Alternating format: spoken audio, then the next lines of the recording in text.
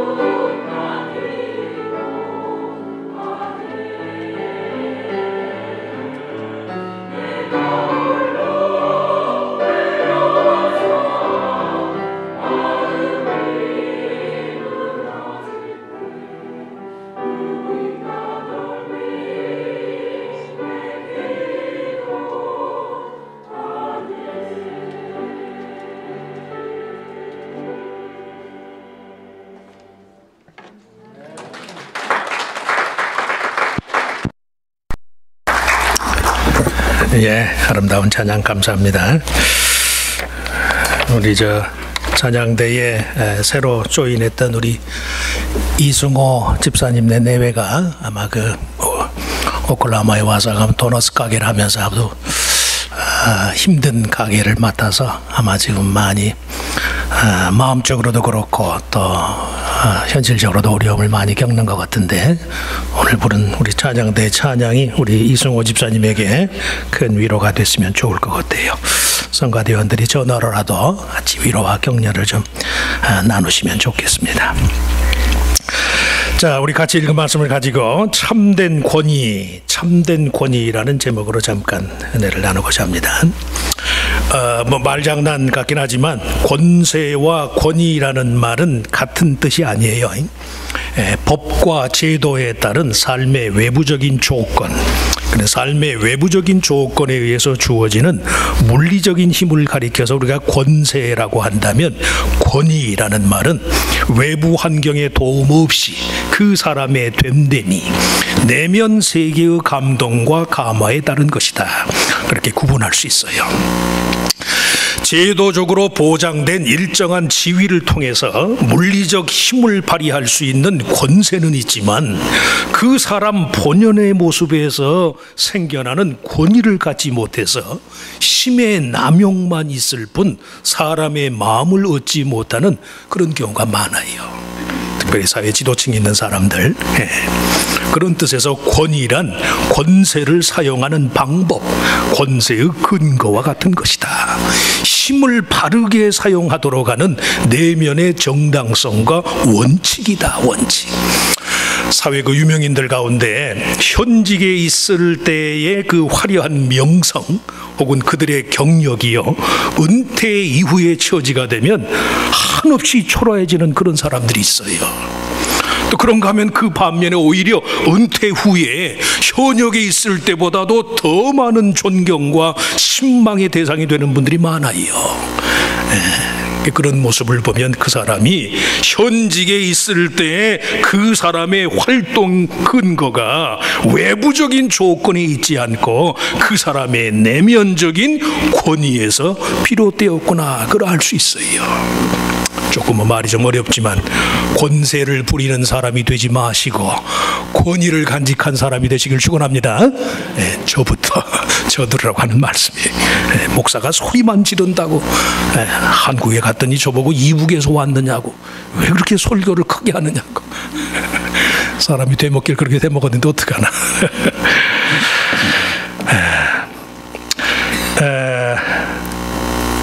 이번 달 19일에 아주 세계적인 석학, 기호학이라는 아주 학문 분야의 아주 세계적인 권위자라고 하는 움베르토 에코라는 철학자가 있어요. 이태의 철학자. 지난 19일 날 세상을 떠났는데, 아주 의미 있는 글들을 많이 썼어요. 우리말로 이 책의 제목이 세상의 바보들에게 웃으면서 화내는 방법, 그런 제목을 달았어. 누가 제목을 달았는지 아주 제목을 아주 기가 막히게 잘 뽑았더라고요. 세상의 바보들에게 웃으면서 화내는 방법. 원래는 이 책의 제목이 살몬과 함께 여행하는 방법, 뭐 그런 뜻인데, 그 책에 보면 휴대전화 대처하는 법, 그런 글이 나와요. 휴대전화 대처하는 법. 지금은 이제 휴대전화가 보편화됐는데, 뭐 제가 한국에 있을 때만 해도 휴대전화를 가지면 굉장히 권세가 있는 사람처럼 보였거든. 저도 가끔 그래요. 어디 사람 많은 데 가서 누가 전화도 안 하는데 괜히 전화 들여다보고 있는 거야. 항상 사람들이 나를 찾아준다. 교인들이 나를 찾아준다. 그러려고 괜히 전화 들여다보고 있다고. 전화 하나를 가지고 불필요한 권세를 남용하는 그런 사람들에게 경고와 같이 주는 말이, 이런 사람들은 맨날 전화통만 들여다보는 사람들, 전화기만 붙잡고 있는 사람들, 이런 사람들은 정작 록펠러 같은 사업가에게는 휴대폰 따위가 필요 없다는 사실을 알지 못한다.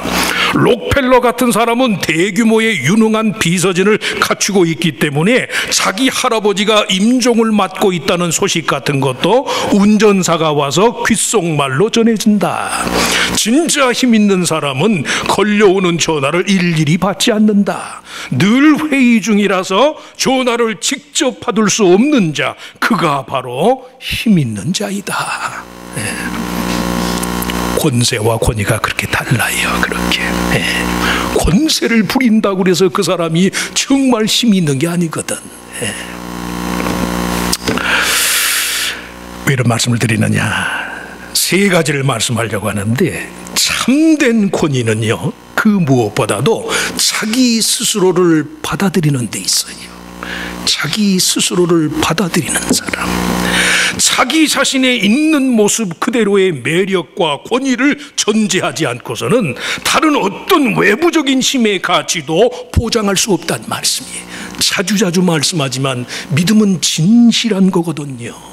나의 진정을 다해서 하나님의 진심을 얻는 게, 뭐 이미 하나님은 그리스도 안에서 당신의 모든 걸 다 주셨지만, 있는 모습 그대로, 내 있는 모습 그대로에서 하나님의 사랑을 전제하지 않고서는요, 아무리 삶의 외부적이고 물리적인 조건이 더해진다 하더라도 우리의 삶에 힘이 없어요. 힘이. 이해하시고 들으세요. 이미 말씀한 것처럼 현직에 있을 때 잘 나가는 사람보다 그 모든 걸 내려놓았을 때도 여전히 저를 찾아주는 사람이 있다면 그 사람 잘 산 거예요. 잘. 그러실 수 있기 바랍니다.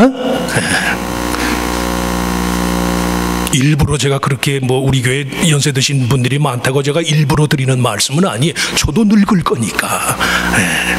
노인들, 나이 든 사람들을 홀대하는 사회치고요, 건강한 사회가 없어요. 건강한 사회가. 문명의 발달 여부는 좀 덜하더라도 인생의 지혜와 화려한 경력에 내포된 삶의 연륜을 등한시하는 사회나 계위는 별 볼 일이 없다는 말씀이에요. 별 볼 일이. 헬라어의 권위라는 말로 익수스야라는 말로 표현하는데, 그 말은 존재 자체로부터의 힘을 말해. 존재 자체로부터의 힘, 조건이 아니란 말씀이 조건.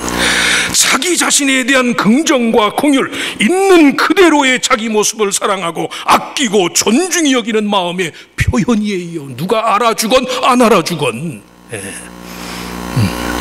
자기 자신을 사랑하지 않는 사람이 권위가 있을 수 없다는 말씀이에요. 그런데 모든 인간의 자기 사랑의 원천이 바로 하나님의 존재, 절대자의 사랑과 관심에 있다는 말씀이, 인간의 삶 자체의 무한한 긍정과 칭송의 원천이 다름 아닌 그를 지으신 창조주 하나님의 존재에 대한 믿음 때문에.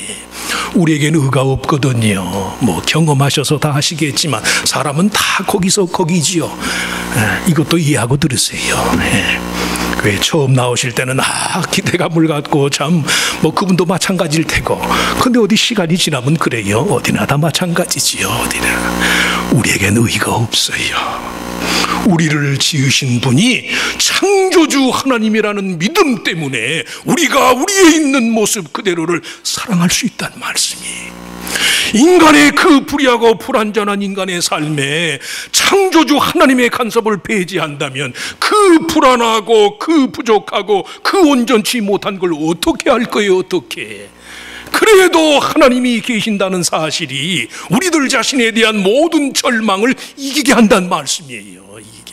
그건 못난 사람들의 핑계입니다. 아니에요. 인생은 못날 수밖에 없거든. 백성의 장로들과 대제사장들이 나와서 예수님에게 네가 무슨 권위로 이런 일을 하느냐라고 묻자, 예수님은 요한의 세례가 어디로부터 온 것이냐고 되물어요. 세례 요한은 예수님의 이종 사촌으로서 요단강가에서 죄사함의 상징인 물 세례를 베풀면서 그리스도의 길을 준비한 사람이에요. 나는 물로 세례를 베풀지만 내 뒤에 오시는 그분은 성령과 불로 세례를 주실 것이다. 죄로부터의 완전한 자유와 청결함을 주실 분이라고 예수님을 증거해요. 그런 세례 요한이 온 유대 백성의 존경과 신망을 얻으면서 살다가 당시 유대의 분봉왕이었던 헤롯 안티파스의 도덕적인 불의함, 자신의 정적인 야망을 이루기 위해서 동생을 죽이고 동생의 아내를 빼앗은 이 헤롯 안티파스의 불의함을 지적하다가요, 세례 요한이 그만 목뱀을 당해서 죽어요.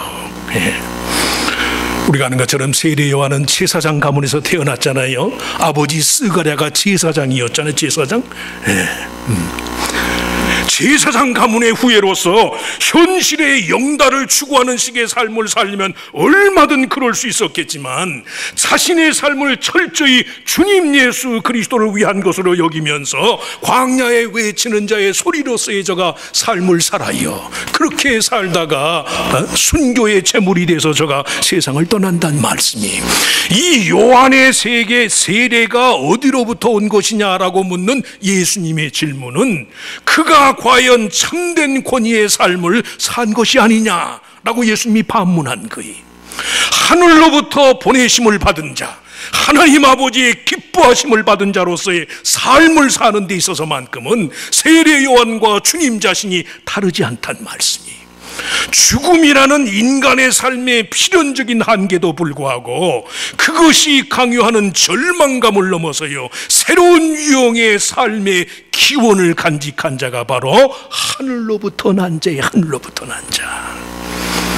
우리가 예수를 믿는다는 것은, 예수님을 나의 개인적 구주로 영접한다는 것은요, 그런 의미를 담고 있어요. 내 삶의 새로운 출처가 주어졌다는 말씀이에요. 삶의 새로운 기원을 제공받는 거예요. 자기 존재의 방식을 새롭게 하는 거예요. 그리고 그 달라진 새로운 삶의 방식으로부터 죽음의 한계 상황을 무력화시키게 하지 않은 새로운 삶의 권위가 생겨나는 거예요. 권위가. 오늘 말씀해 보면 대제사장과 백성의 장로들은요, 명칭이 얼마나 대단해요. 대제사장, 백성의 장로, 그 명칭에 내포된 권세에도 불구하고 삶의 새로운 기원으로부터 생겨나는 권위를 갖지 못해요. 그래서 그들이 사람들을 무서워하게 된다. 오늘 26절 말씀해 보면 그러지요. 만일 사람으로부터라 하면 모든 사람이 요한을 선지자로 여기니 백성이 무섭다 하여. 성도가 하나님을 두려워하지 않으면요, 사람이 무서워요. 사람이. 히랍 신화에 보면 제일 세상에서 무서운 사람이 누굽니까? 무서운 존재가 누굽니까? 사람이래. 사람. 하나님을 두려워하지 않으면 자기 스스로 삶의 권위가 없어지고 사람들을 두려워하게 된다는 말씀이에요.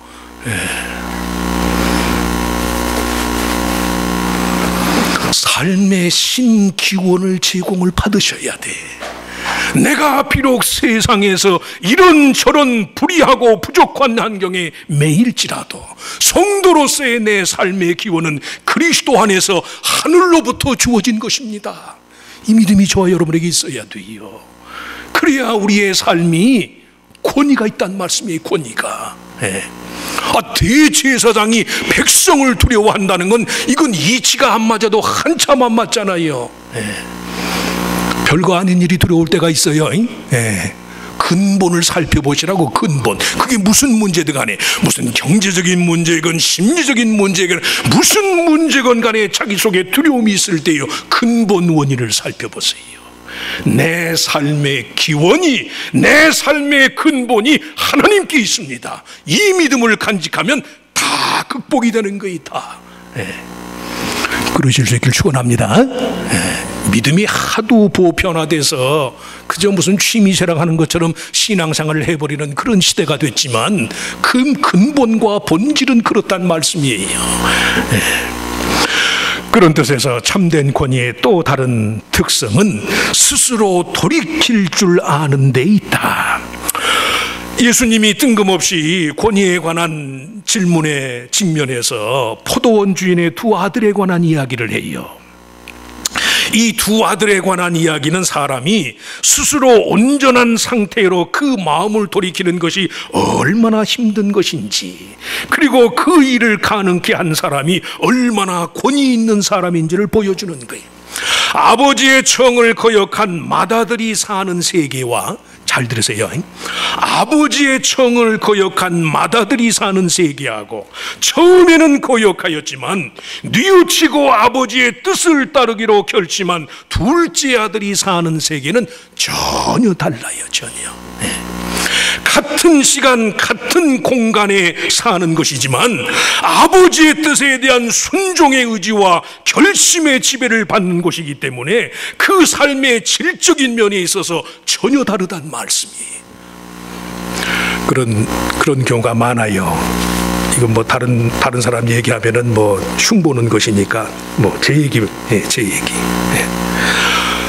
요새 이제 제가 조금 이제 뭐 적응이 돼서 이제 미국에 있는 후배 목사님들하고 이제 뭐 자주 연락도 하고 뭐 이제 어디 뭐 그런 처지가 됐는데, 저는 오클라호마가 아주 힘들다, 이곳에서 외롭고 힘들다. 근데도요, 여기보다 더 한인들이 적은 곳에서 목회를 하는데 그 친구는 항상 해피해, 해피. 제가 보고 배운다니까요. 그 친구가 워낙 신학교 때부터 놀기를 좋아하고 수업 시간에 밖에서 떠드는 소리가 나오면 영락없이 그 친구 목소리야. 수업 시간에도 노는 거예요, 노는. 목회를 하려면 잘 놀아야 된다나. 근데 이민 와서 그 오클라호마보다도 더 낙후된 지역에 있는데 잘 놀더라고, 잘.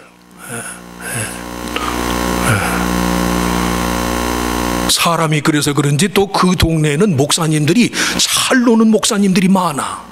잘 놀아요, 잘. 놀면서 목회를 하니까 재미있지. 이야. 같은 시간, 같은 공간에 있는데도요, 사는 삶의 세계가 달라요. 순종하는 마음으로 하느님과 일치하는 삶을 사는 사람과 불순종과 거역에 매여서 배신감과 불안감에 사로잡힌 자의 삶의 세계가 다르다는 말씀이에요. 순종의 세계와 불순종의 세계는 달라요. 같은 교회인데도 달라요. 불순종하는 사람과 순종하는 사람은 같은 교회인데도 그 교회 안에서의 체험이 다르단 말씀이 달라요. 자기 자신이 창조주 하나님에 의해 받아들여진 자로서 삶의 새로운 기원을 간직하고 있기 때문에 질적인 내용과 그 방향이 다를 수밖에 없어요. 오늘 본문에 보면 둘째 아들이 다시 뉘우치고 둘째 아들의 발길이 향한 곳이 포도원이라고 그랬는데, 그 포도원은 그가 이전에 뉘우침의 경험을 갖기 전에 포도원이 아니에요. 온통 아버지의 뜻에 대한 일치와 연합과 환영과 감사, 아버지로부터의 인정과 마음으로부터의 화해가 넘치는 그런 곳이란 말씀이에요. 어떠세요? 일주일에 한번 교회 오실 때 여러분들의 발걸음이 좀 무거우신가요? 가벼우신가요? 억지로라도 교회 오시는 발걸음이 가벼워야 돼. 내 모든 인생의 짐을 주님께 맡기는데 가벼운 마음으로 교회 오시길 축원합니다. 가벼운 마음으로, 무슨 문제라도 맡기면 되니까 인상 쓰고 오지 마시라고. 인상 쓰고 표정 관리하면서 들어오세요. 조금 좀 마음이 위축되더라도 내려놓으시라고.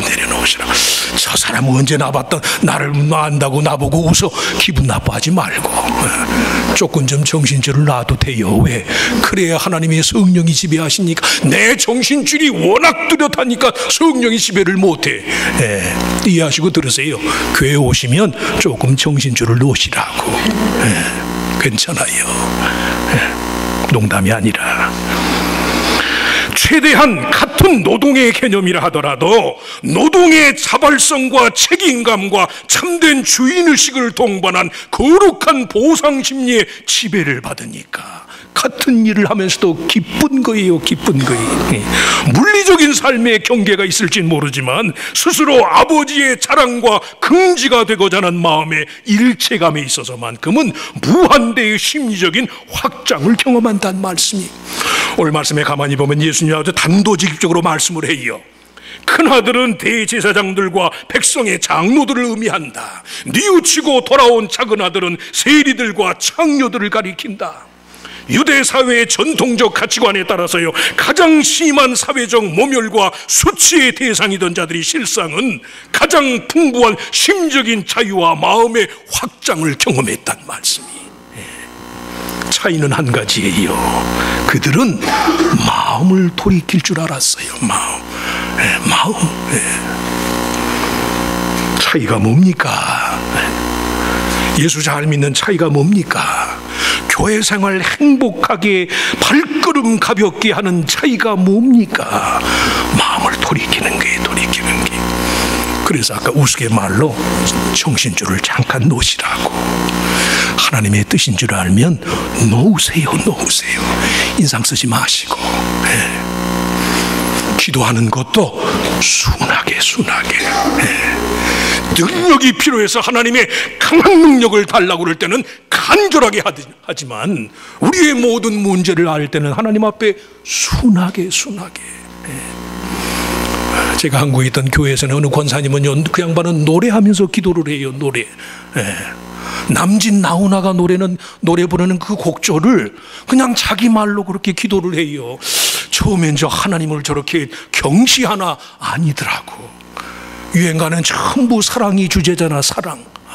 그러니까 그 사랑에다가 하나님 사랑을 집어넣어. 하나님 사랑. 성도의 기도가 순해야지. 들을 게 있는 자는 들으시기 바랍니다. 성도의 기도가 순해야 돼요. 오늘을 바꾸시라고. 기도할 때 나쁜 말을 하는 것 벗어버리셔야 돼요.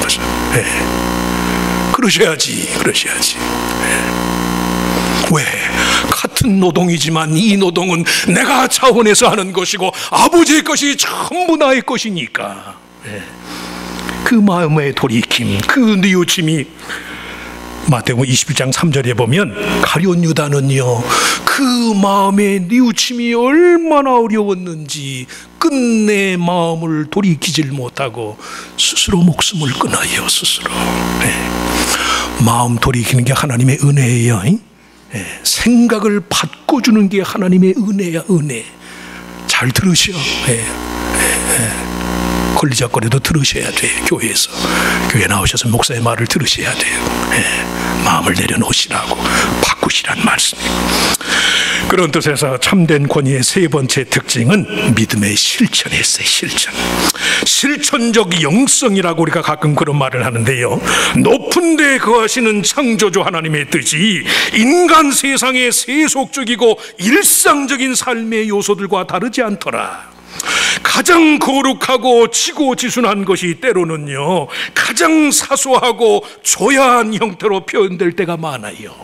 요한이 의의 도로 너에게 왔거늘 너희는 그를 믿지 아니하였으되 세리와 창녀는 믿었으며 너희는 이것을 보고도 끝내 뉘우쳐 믿지 아니하였도다.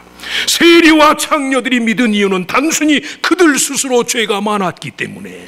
그런데 그 사람들의 죄가요, 대제사장들과 백성의 장로들의 죄와 다를 바가 없었어요.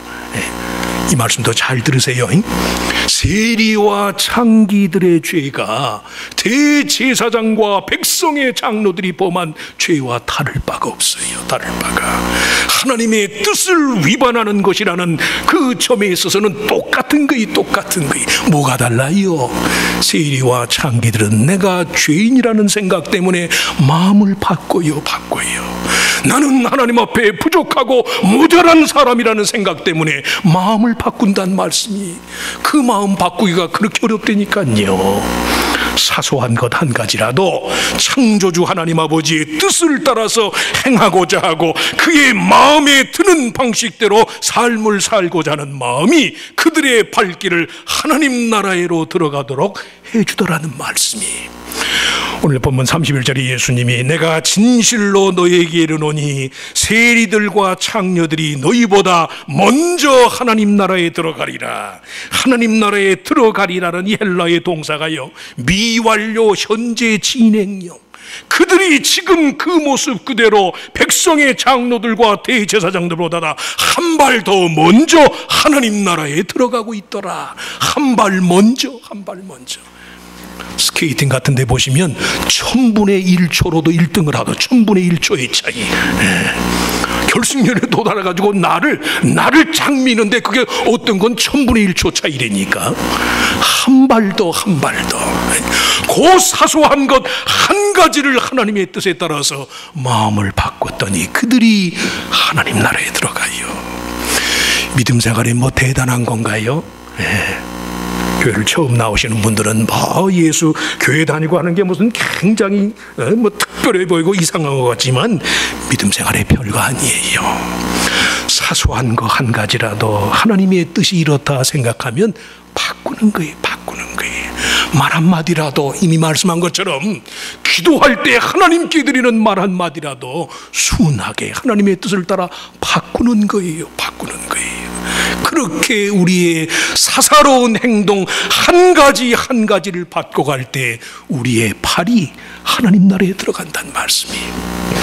시간이 좀 많이 지나서 또 주일 아침에 좀 어울리지는 않지만 제가 주일 저녁에 좀 이렇게 좀 쉬려고 그 가수들이 노래하는 프로를 좀 봐요. 음악을 좋아하니까 유행가라기보다는 음악을 좋아하는 걸로 생각을 하셔. 나사렛 교회 이 목사는 유행가를 좋아한다 그러면 안 돼. 음악을 좋아하는 게 음악.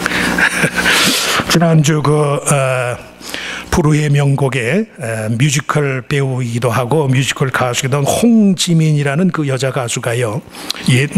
잘 모르겠어요. 근데 노랫말이 참 좋아서 노랫말이 이 대중가요 가사를 쓰는 사람들 아주 시인 같아. 시인 노랫말이 참 좋더라고. 나만 시작한다면 그 노래 제목이 그래요. 보신 분 있는지 모르겠지만 나만 시작한다면 잠깐 한번 시간은 많이 갔지만 서비스 차원에서 1, 2분만 한번 들어보실까? 다는 말고 노래가 긴 노래니까 살짝 맛보기만 한번. 홍지민이라는 그 뮤지컬 가수가 TV 탤런트이기도 한데 한번 보시죠. 참조로 이 노래의 영어 가사는 우리 이예은 양이 번역을 했어. 잠깐 들어보시죠.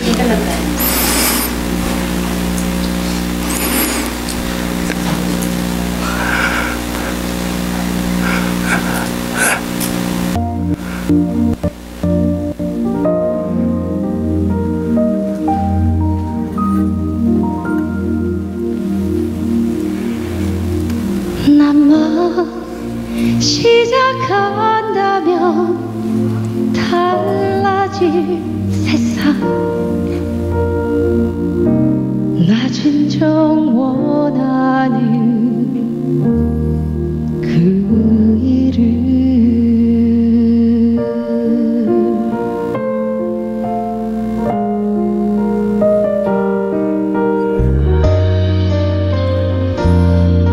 한 30초만 더 들으시고 나머지는 집에 가서 들으시고 한 소절만 더 불러보세요.